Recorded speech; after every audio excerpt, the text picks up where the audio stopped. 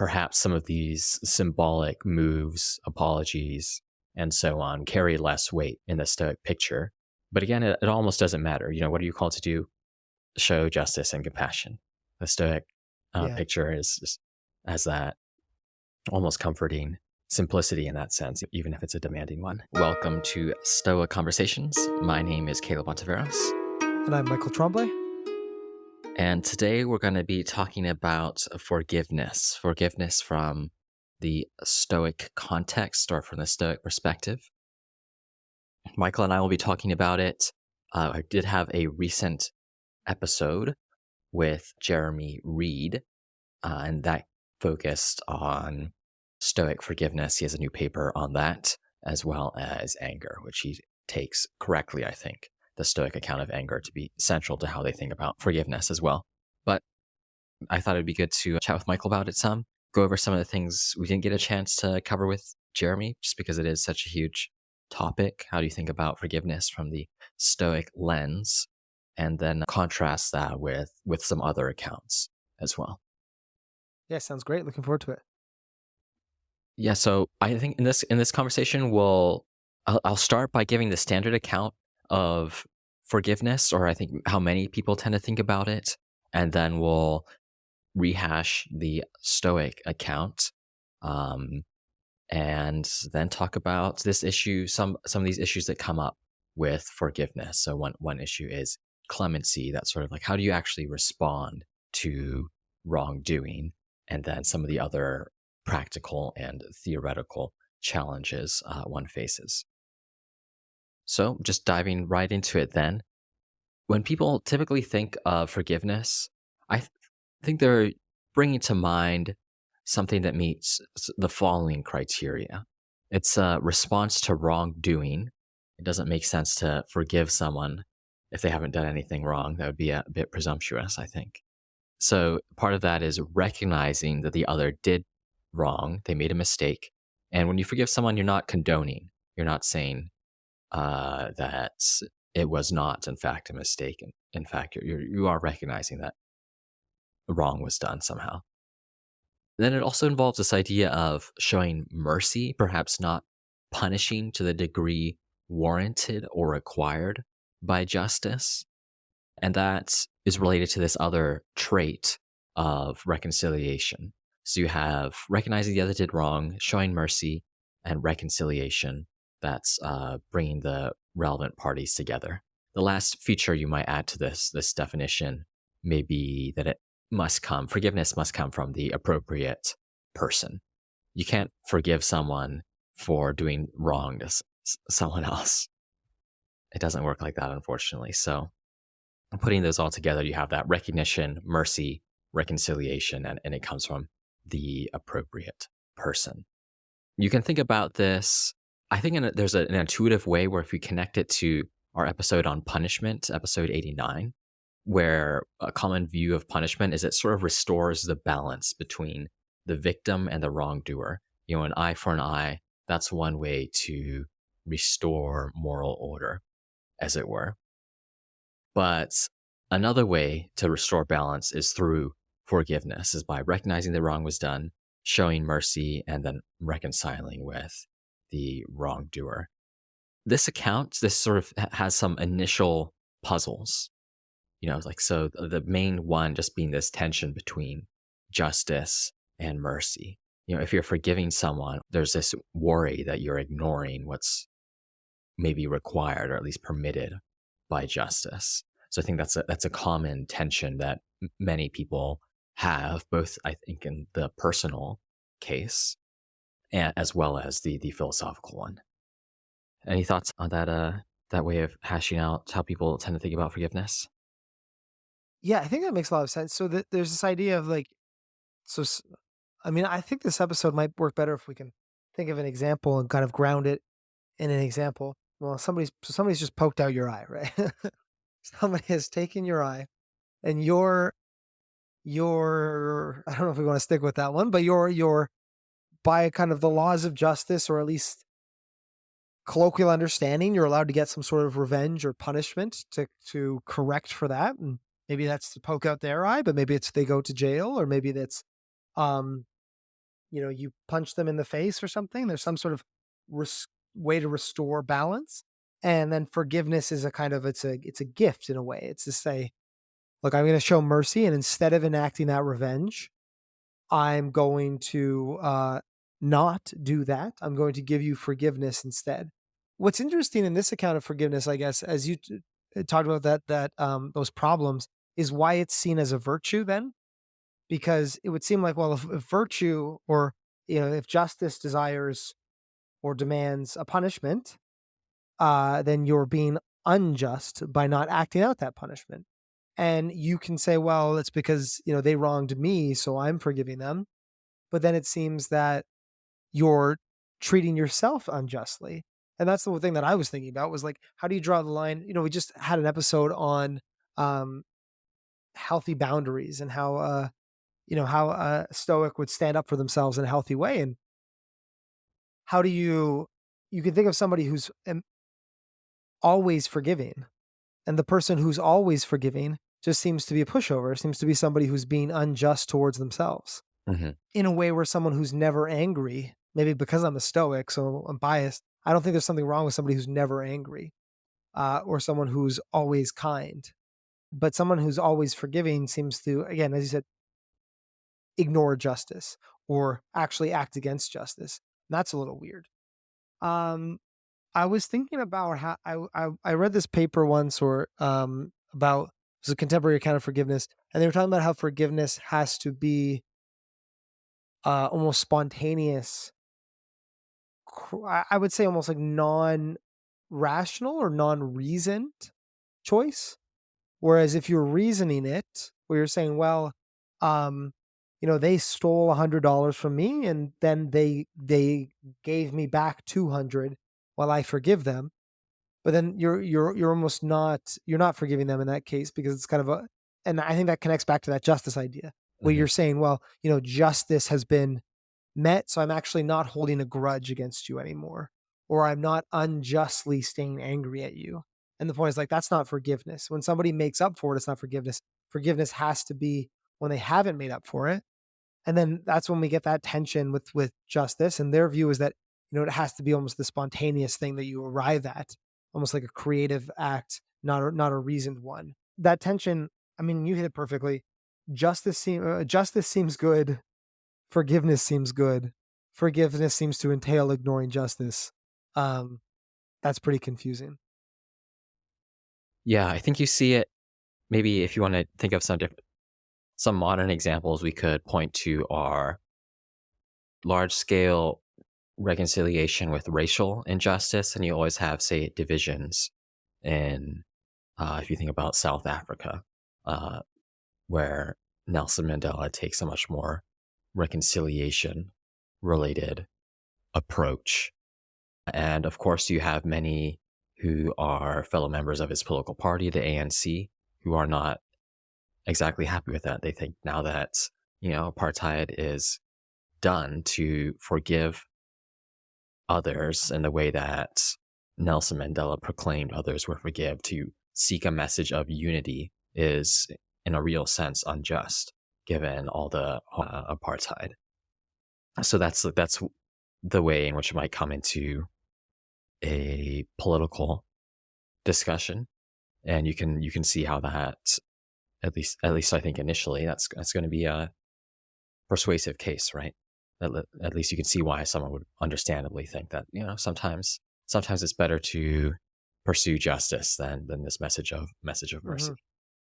We might get to that a little bit as well when you talk about clemency. So when Seneca talks about clemency, he's talking about the art of knowing what approaches are most beneficial to both sort of restore social order, I suppose, but also transform an individual so they can behave better. And to grant clemency is to pardon someone for some act they committed. But you wouldn't want to do that in every case. That would be anarchy. So you can see that Hmm. sort of, if you define that, you can think of clemency almost in an Aristotelian sense, where clemency is that mean between being too harsh, pardoning no one, and also the extreme of being too lax. And you can see this in parenting as well. I think parenting is an explicit example that Seneca makes, so you might return to as well. But you don't want to be too harsh. You want to communicate what is right, what you believe. At the same time, you don't want to, in many cases, let children run around willy nilly, especially when they've done something that's seriously wrong, even if they didn't know any better.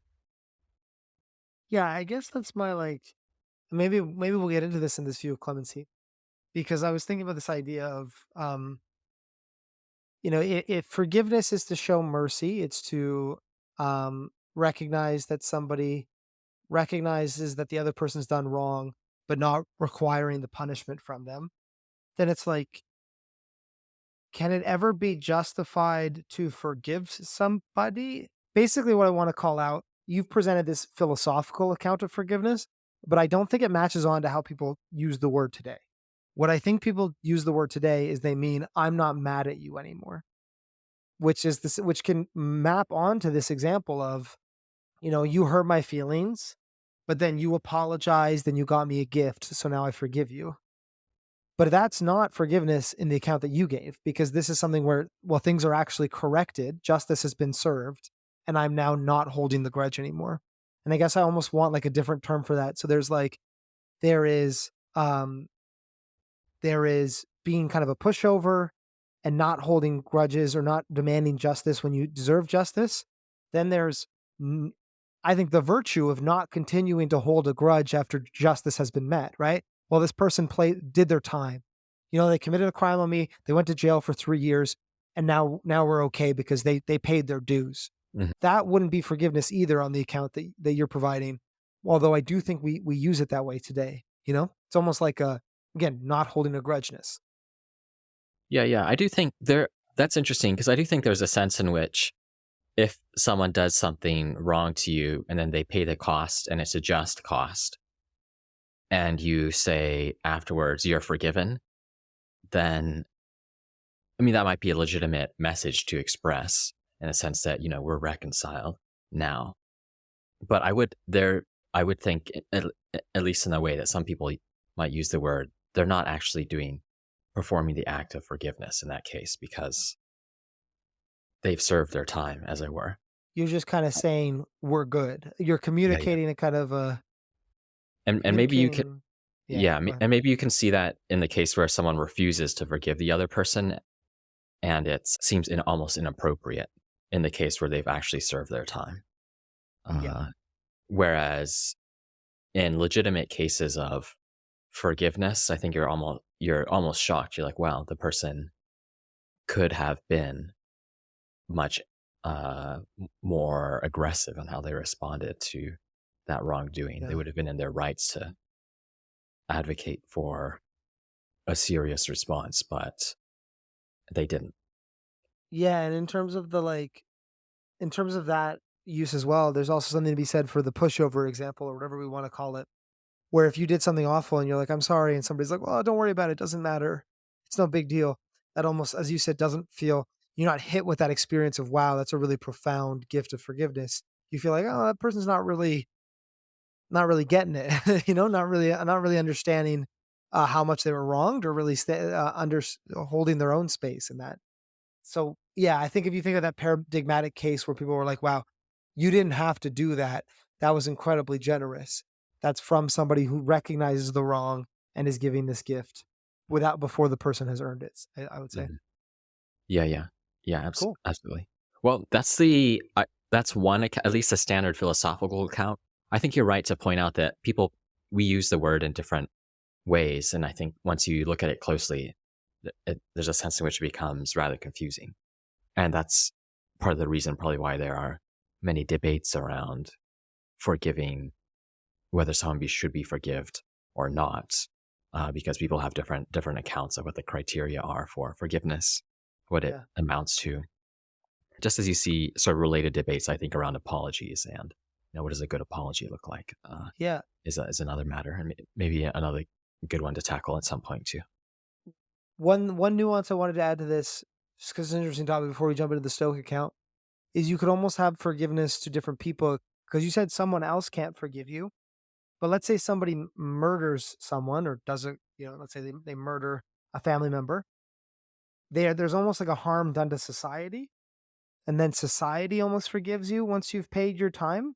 And like you should, okay, well, they murdered somebody, but they've been in jail for 20 years and but then there's this question of like the harm to society or that breaking of the social contract. But then there's that harm to the individual or the family. And you could almost say like, because basically the point is like harms don't always harm one person. They harm many people in different severities. Hmm. And you could have something where you could live up to the justice to the people that were harmed less, but maybe not have done your due to the people that were harmed more. And so you could rightly have some people forgive you, while rightly not, or some people think justice has been met, while other people are not and are still holding out for that justice. Right, right. Yep. Well, all right. So those are some of the tensions with thinking about forgiveness, especially around that division of justice and mercy. And I think what's unique about the Stoic account is that on the Stoic account of forgiveness, there is no tension between justice and mercy. What you ought to do for the Stoics is do the just thing, grant clemency when that's required by justice, pardon people when that's required by justice, or dispense with punishment, whatever that looks like, when that's required. And I think that has led some people to argue that even this notion of forgiveness doesn't make sense in Stoicism. But if you listen to the episode with Jeremy, you know that that's not the position that he takes. And I think we can say there is at least a legitimate sense in which we can talk about forgiveness in Stoicism, and especially this idea that Seneca has that we must forgive everyone at once. So at the first pass, I think the account solves this initial tension by saying there's no tension between justice and mercy. You just ought to do the right thing for the right reason at the right time, and that's what you should be focused on. But it does turn out to be rather radical. So I suppose to explain it more, if you think about wrongdoing, that's fundamentally what we're thinking about forgiveness as. It's a response to wrongdoing. And there's the question, what's an appropriate emotion? For the Stoics, they hold that anger is never appropriate. So to the extent that we can, we should diminish our anger or not be angry at all. And then when you think about forgiveness, it's a matter of knowing that someone else made a mistake, knowing that mistakes in general are expected, and then shifting the focus to knowing how to respond appropriately. So what that might look like is you have that famous passage from Marcus Aurelius in Meditations 2, where he reminds himself that he's going to meet with, he says every morning, remind yourself that you're going to meet with the ungrateful, the busybody, the envious, and the unsocial. And there he's setting that expectation that you will meet others who do wrong. In fact, they will likely do wrong to you. And of course, as that passage continues, not out of some essential malice in their character, but out of ignorance, because they do not know the nature of good and evil. You have that expectation. So there's no surprise when others do wrong, or at least there's less surprise when others do wrong. And once you have that expectation in place, then it's easier to know how to respond. One example we mentioned before is this example from Marcus Aurelius' his life, where one of his generals, Avidius Cassius, plans a coup. And Marcus Aurelius' immediate response to this is to both issue a pardon to Avidius Cassius that's conditional on him immediately standing down. And he was able to do that in a relatively persuasive way because Avidius Cassius had, I believe, heard mistaken information that Marcus Aurelius had died or something like this. So he could say, look, so there's some story there, Avidius Cassius, and it could trust Marcus Aurelius's word when he said, you'll be pardoned as soon as you stand down. But he also knew that he needed to respond appropriately and prepared for war, if that's what it came to. Yeah, let me try to summarize what I'm taking from this. So there's the view that forgiveness is showing mercy where punishment is deserved in a contemporary in a non-Stoic context. And the Stoic points out, hey, well, if punishment is deserved, give the punishment. If punishment is not deserved, because like the Marcus Aurelius example, you're just getting overly angry because you haven't thought about how some people are ungrateful or ignorant or things like this, then don't be angry. Don't pursue punishment. So it's that very, there's no mercy in substitution for punishment, because if it's deserved, you give it. And if it's not deserved, then you interrogate these reasons for anger. Sorry. Which to me is compelling. I think the general example is compelling. The one of to say, well, look, I will forgive this. I'll forgive this discretion because that's what's deserved in this moment. But I'm also not going to be a pushover, and I will prepare appropriately if needed. Am I getting that right? Is that the kind of thing? Is that the right picture? Yeah, I think that's part of it. I think you don't need to be a Stoic per se to object to the account of forgiveness I gave earlier, but I do think that's Mm-hmm. a key aspect What of one it. one thing for me to push back on here is this idea of, like, in the Stoic picture. I'm curious if you agree, Caleb. Forgiveness is actually not a virtue. So I was thinking about this kind of hierarchy of actions. And so there's certain things that are required of us, and then certain things that are exceptional for us to do. Like, you can think of this in terms of charity.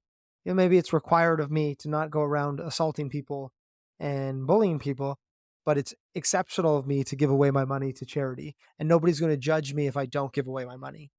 And we typically view forgiveness like that, which is like, I don't expect you to forgive them, but if you did, it would be really, really nice of you. That's Mm-hmm. in the kind of non-Stoic sense.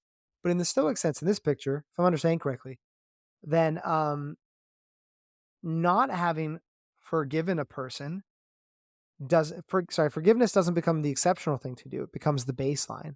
And not forgiving the person doesn't become reasonable. It becomes unreasonable.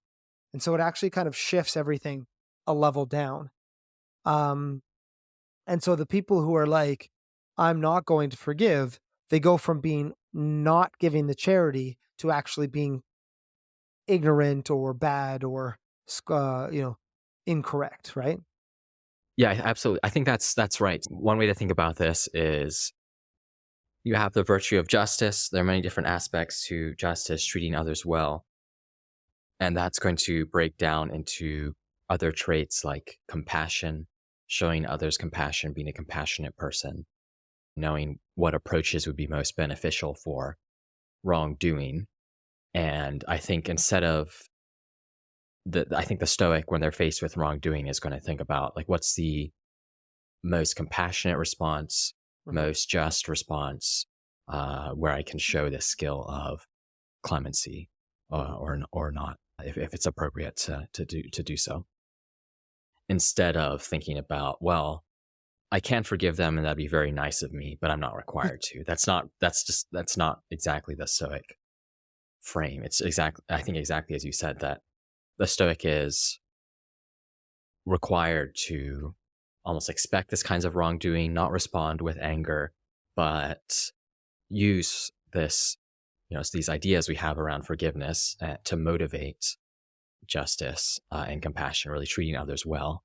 And depending on the context, that might look like the forgiving response, and other contexts it might result in a different one. It's a high bar. Yeah, it's a high bar. Stoicism Nearly always a high bar. Hey, this is tough. Yeah, speaking of that, one interesting argument that Jeremy talked about that I think is worth noting from him that he pulls from Seneca is this idea that we must forgive everyone at once. And I think this is such a compelling and challenging thought and worth discussing too, just because it does help us understand this Stoic idea of forgiveness. Two different things, I suppose. Like, why would you forgive everyone at once? First, because you should expect wrongdoing. It's just expected as a matter of human nature because of our histories, societies, biology. People are going to act poorly. We ourselves are going to make mistakes. And by saying we ought to forgive everyone at once, Seneca is urging us to see reality, as it Mhm. is. We're imperfect beings. And then this other important aspect is our job is always to respond with justice and compassion when that wrongdoing Yeah. emerges. That line of forgiving everyone at once is symbolic of expecting wrongdoing, reminding yourself to always greet whatever moment with that aim to be just, be compassionate, be virtuous. Yeah, I think that we both read Jeremy's new chapter before this conversation, and he has this really beautiful part where he talks about how you're not wrong when you look at somebody else's life and you are like, oh, that's not, you shouldn't hold that grudge, or you should let that go. You're not wrong when you say that. It just, and then we don't feel that way about our own lives. And there's two ways of looking at it: is that like, well, we're uncaring about other people, we're unempathetic at other people.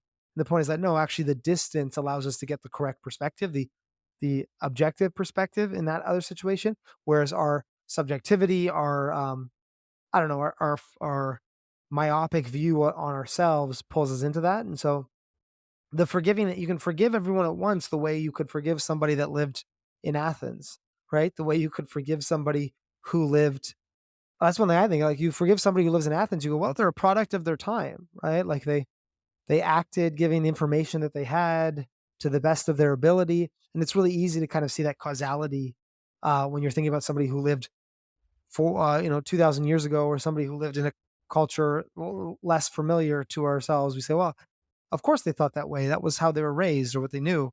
So they responded to it.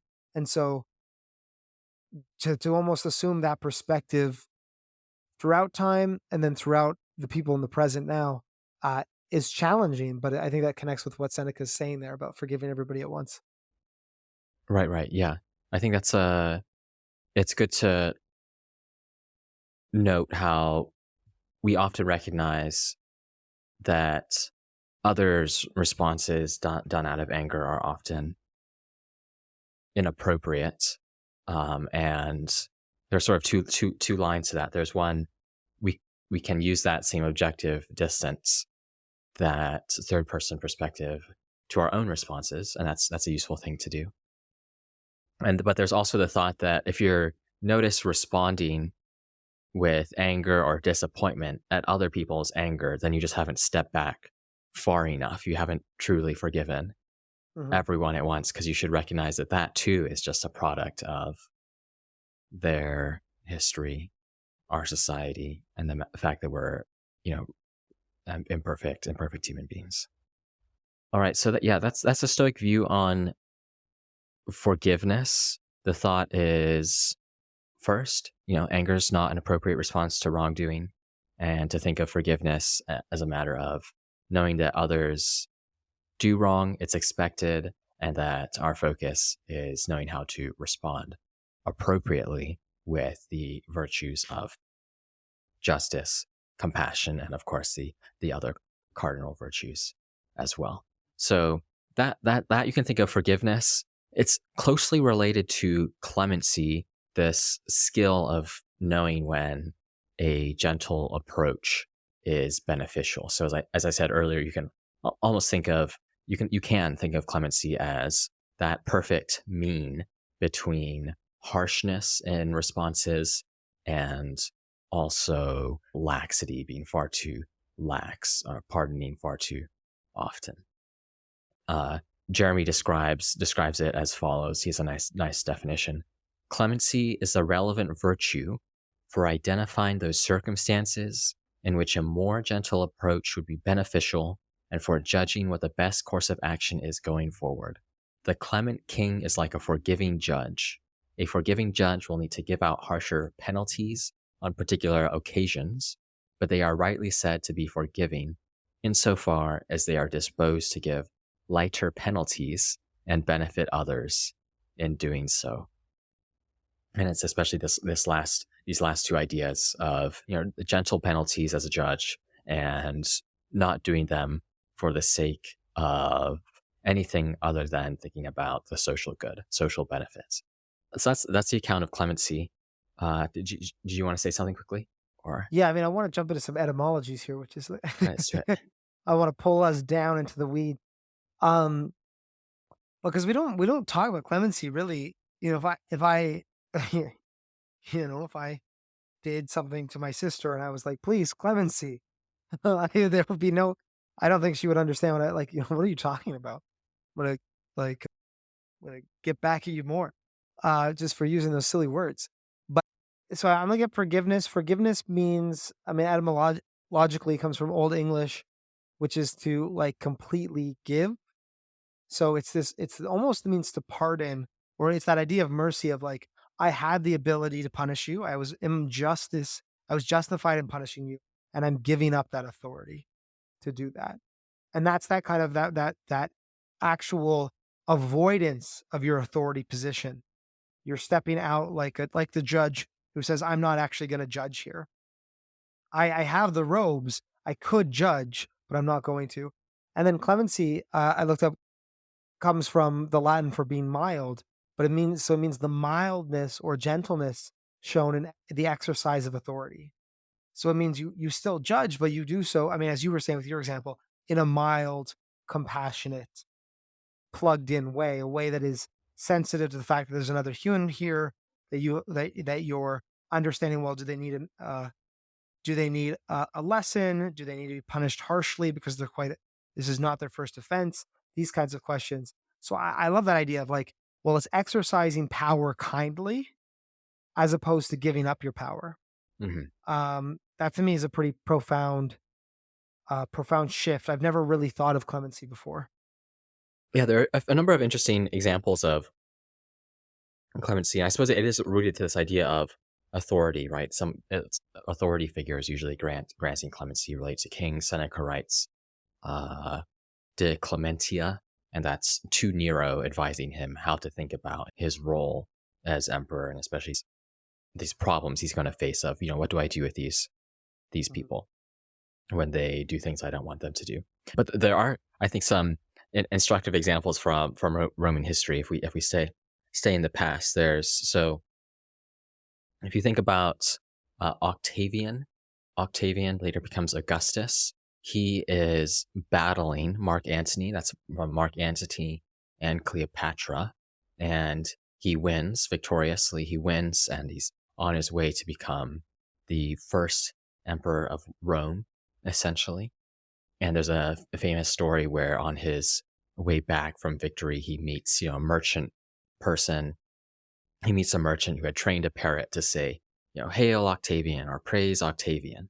And of course, everyone's pleased, everyone's laughing. And then some other parrot flies out uh, from behind everyone. And the merchant's like, "Oh, no, no, it got away." And it starts saying, "Hail Antony, praise Antony." And of course, he was just hedging his bets like any wise merchant might do.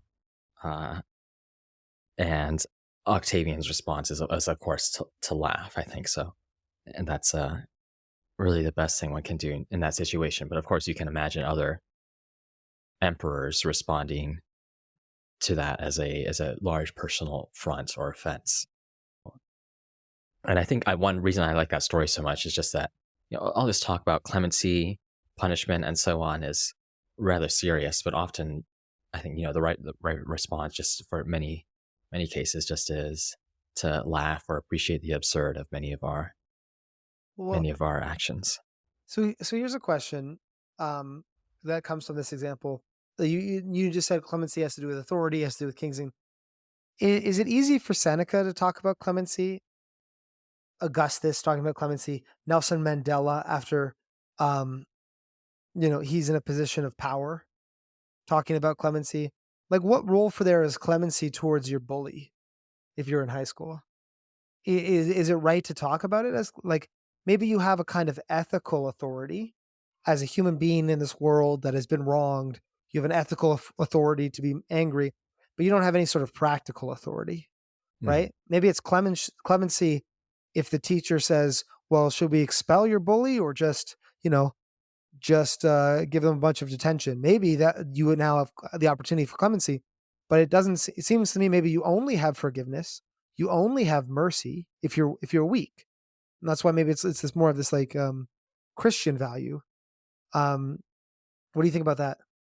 Yeah, well, I think that was a classic, or almost Nietzschean type critique of some of these elements in Christianity of forgiveness, humility, compassion, is that they're tools of the weak that are only popular because they're things that help the weak survive at best. Uh, so another ancient example, it's an example of how clemency can reveal power at any rate. Power is always shifting. So Julius Caesar was famous for not assassinating his rivals when he defeated generals. He would often give them the chance to join his cause, which is relatively rare for that time. He even wanted to pardon the Stoic Cato, who was one of his mortal enemies. And part of that pardoning was, I think, on the positive side, sort of de-escalating a this cycle of violence that Rome was in at the time, where you had one faction killing another faction, that faction gets in power, and then things shift, and now there are all these debts that need to be repaid in blood. And Caesar wants to end that. But another thing he's doing by communicating this forgiveness is he's saying, I'm powerful enough that I don't need to kill you. Come to my side. I don't need to punish you in any way. You're on my side now, essentially. And if he had been better at personal security, he probably would have been able to prove that out during his reign.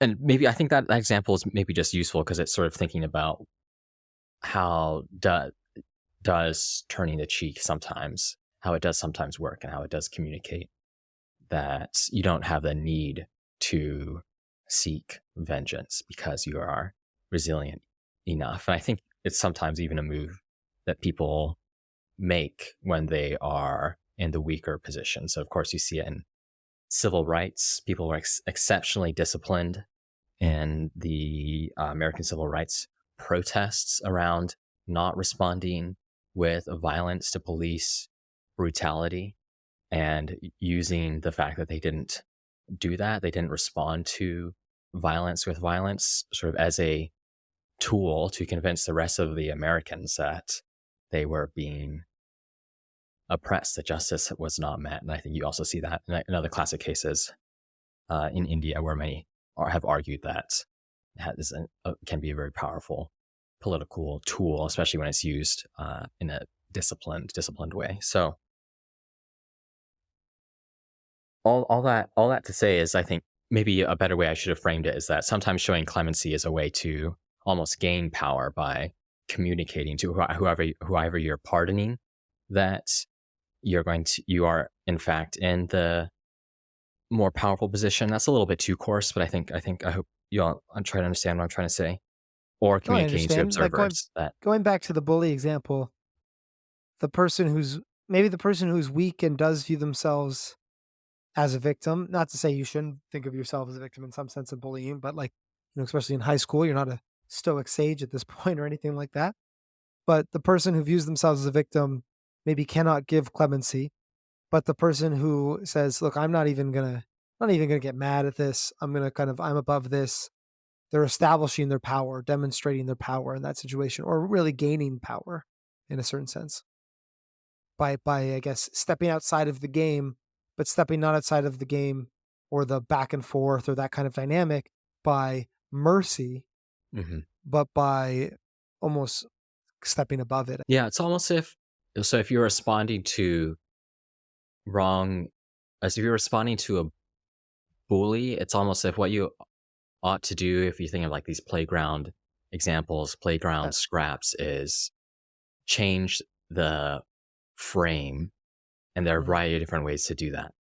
I've people, if they're able to confidently express that this doesn't matter to me, this doesn't harm me, then that can be, I think, compelling to the bully who's ever watching and so on. In other cases, if that's in other cases, I think people just respond by asserting themselves either verbally or sometimes physically, and that works out well too. Um, or I remember a goofy story that someone once told me about how someone was trying to fight him on a playground, and he just started making obnoxious dog sounds or something like this, and which just doing like these absurd uh, sounds to throw off. That's sort of, I think, sort of gets to the same idea of trying to break the frame. One way to do it is through acting in absurd or Yeah, mildly totally. comical matters. So there are different ways to do it. Um, and I think maybe that's how you think about standing up to bullies, but I don't know. Yeah, interesting. I mean, what do you think about that? Because that's something you probably talk about, or at least people who bring their kids to BJJ probably have this in mind. They're like, I want to, you know, train someone so they're physically confident enough on I the mean, there's this playground, I or there's this idea in martial arts always, and Spider-Man, right? Of with great power comes great responsibility. And so this idea that once you gain authority, you have a responsibility, I guess, to have clemency. I never thought about it in these terms, but to be mild and gentle and appropriate in the doling out of that authority. But I do think what martial arts does differently is unlike stoicism, it steps outside the world of the souls and the character and says, well, no, the way you gain authority is being cut by becoming the kind of person that could beat other people up, right? You kind of recognize this power dynamic, and that's at a very individual level, but you could view it in a macro level, right? Like the political leader gets to be forgiving because they have political power, and the first thing you do is you get the power, you dominate this game of possession, material power, and then are nice about it once you do it. But I think that's the difference with martial arts is it says, look, like, yeah, like there is an internal kind of confidence that needs to be developed. And you get that by having teammates, doing sports, developing a skill, having role models. But there's also just the fact that yeah, like you're you want to be able to actually do the defending and actually have the power and the authority if push comes to shove. And that's a skill that you develop through training, right? hmm yeah, that's right.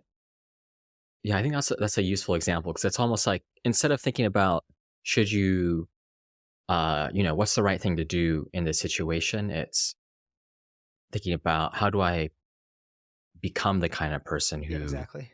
has the physical confidence needed to do the right thing if I need to, without also relying on that, without immediately thinking I need to play the physical dominance game in the playground example.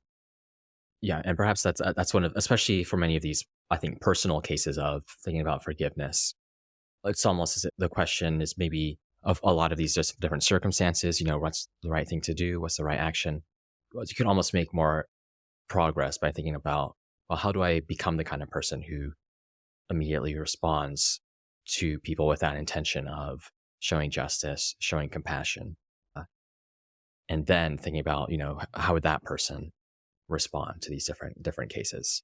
Yeah, the point Uh, there being that it's very easy to think of stoicism in terms of it taking place in a series of moments of you receive an impression, what do you do with the impression, and then as if that is stoicism, and that's something that you then pull up in the difficult moments, but it's not. It's a period of doing that for weeks, months, years before the difficult moment, so that you become the kind of person, both internally and externally, insofar as that's up to you, Mhm. um, prepared to handle those kinds of situations well. Yeah, yeah. Yeah, yeah, absolutely, that's well put.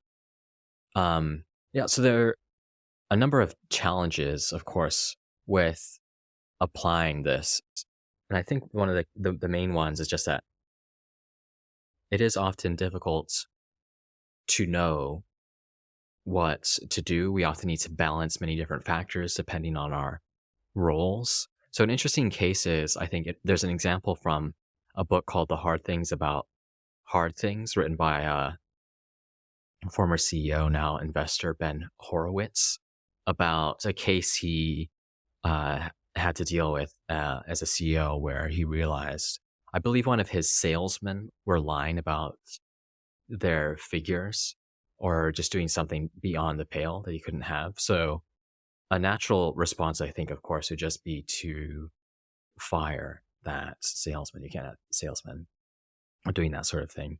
But he thought it was important to communicate this lesson that as an organization, we don't do that at all. And he decided, I need to fire the salesman and their manager. And you could argue Mm, that that is too harsh, right? He legitimately doesn't know whether the manager bears responsibility for that salesman's behavior. Should the manager have known earlier? Should they have reported on him sooner than they did? He doesn't know. There's some chance that the manager should have been fired, but there's also some chance he fired someone who, for all he knows, did their best. But mhm. I think that's an example of plausible to me that he made the right decision. I don't know. That's why the book's called The Hard Thing About Hard Things, right? But um, shows how you need to balance these many different factors between ensuring that, if you're in the business context, if you want to run this kind of business, that might involve making certain people object lessons of, these are our values, and we're going to hold to them, even when doing so in some circumstances might hurt. So I thought that was an interesting example. I'd be curious to get your reaction about it. And the example there is that sometimes clemency is not the most important thing, because sometimes, you have obligations to other people or to this business. Is that the Yeah, yeah. I think everyone would agree that you shouldn't pardon the person who is lying on their figures. Like, that's just not something you Mhm. can have going on in a business. And then the question is, how do you deal with people who may or may not have been responsible for this behavior, or perhaps should have reported it earlier? And that's where you could have someone respond gently and just leave it at that. Or you could, say, we really don't do this in this organization. If you have any sense of this at all, you should report it to us. Otherwise, Yeah. we don't want to work with you anymore. I mean, that seems to me like a consequentialist. Like, you could say, well, I wasn't very forgiving here because, I mean, this would be, I guess, would be a Stoic claim. Forgiveness was not the right thing because I had other obligations to other people, for example, like the people in my business. And if there was a 10% chance this was the kind of manager who had liars, that's like not enough of a chance. A, because there's a message that you're sending, and B, because um, there's too much of a risk. But for me, the clemency is the opposite to punishment, right? So it's like, was that a punishment, or was that a business decision based on the message that it sent and the chance that this person wasn't good for the business? This manager was a very bad manager. And Hmm. so for me, that doesn't really feel like punishment, because I don't know how you can give punishment when you're not really sure. But what you can do is you can make a call that, like, well, it doesn't matter if it's punishment or not. I'm going to make the call for other reasons. And so that's what it seems like to me. And so clemency, I mean, maybe doesn't even come into the factor, because it wasn't really a you wronged me decision. It was a what's right for the business decision kind of thing.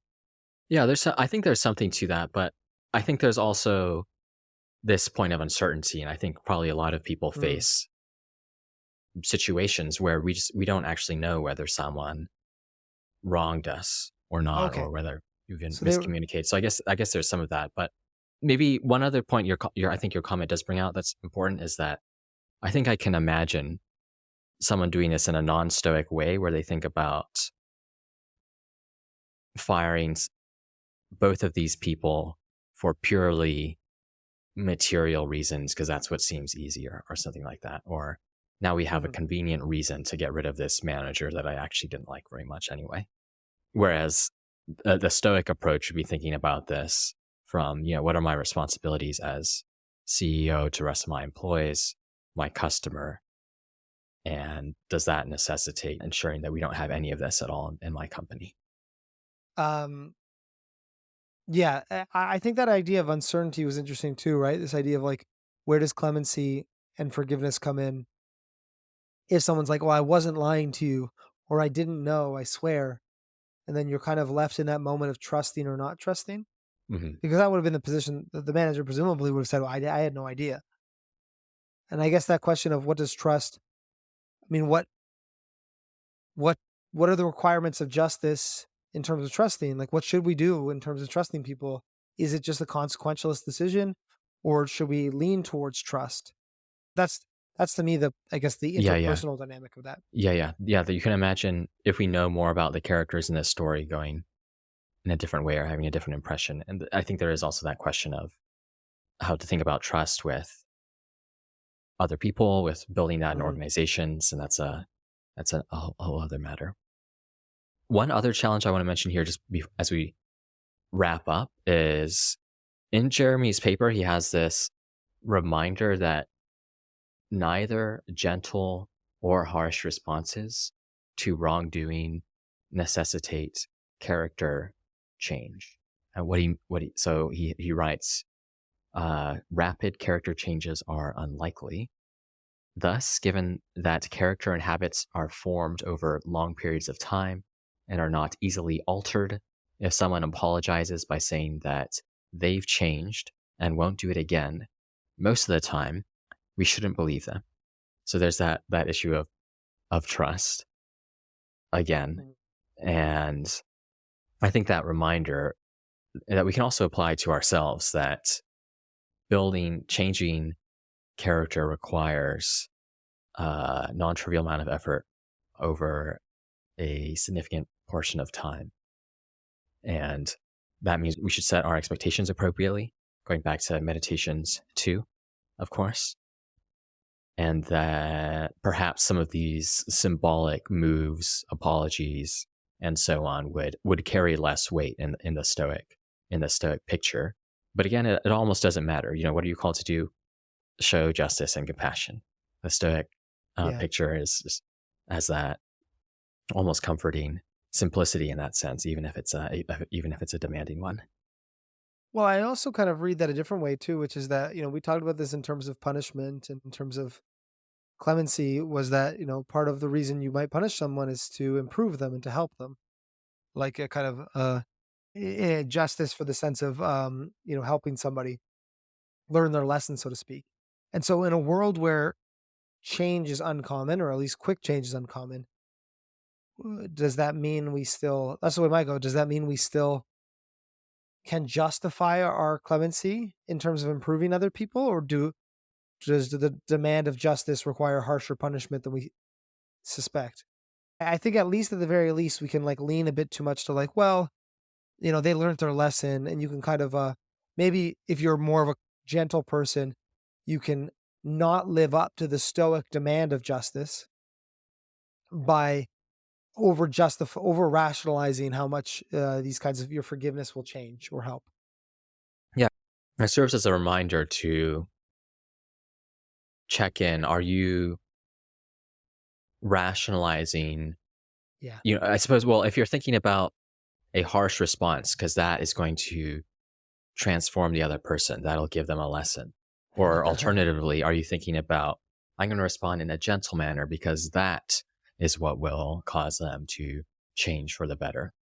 That's sort of that reminder to check in. Is that just a, some reason that's serving as a rationalization to punish the person because that you feel vindictive, or be lax with a person because you don't want to assert yourself by punishing them, or you're nervous about doing that. You don't want to look like a vindictive person or what have you.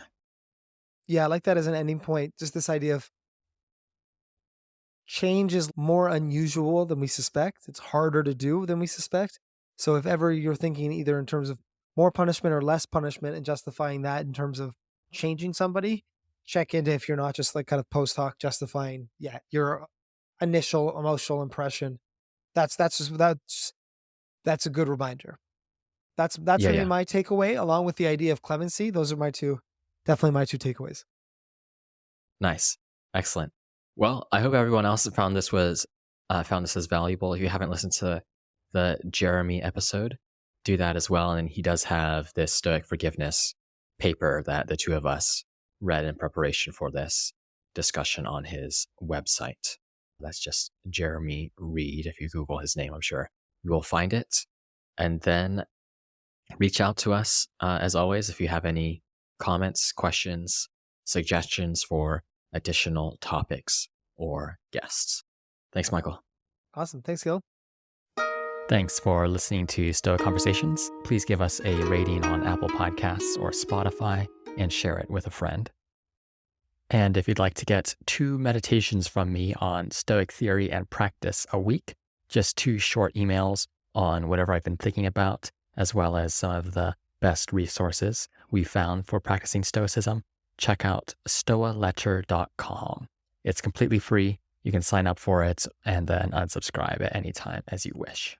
If you want to dive deeper still, search Stoa in the App Store or Play Store for a complete app with routines, meditations, and lessons designed to help people become more stoic. And I'd also like to thank Michael Levy for graciously letting us use his music. You can find more of his work at ancientlyre.com. And finally, please get in touch with us. Send a message to stoa@stoameditation.com if you ever have any feedback, questions, or recommendations. Until next time.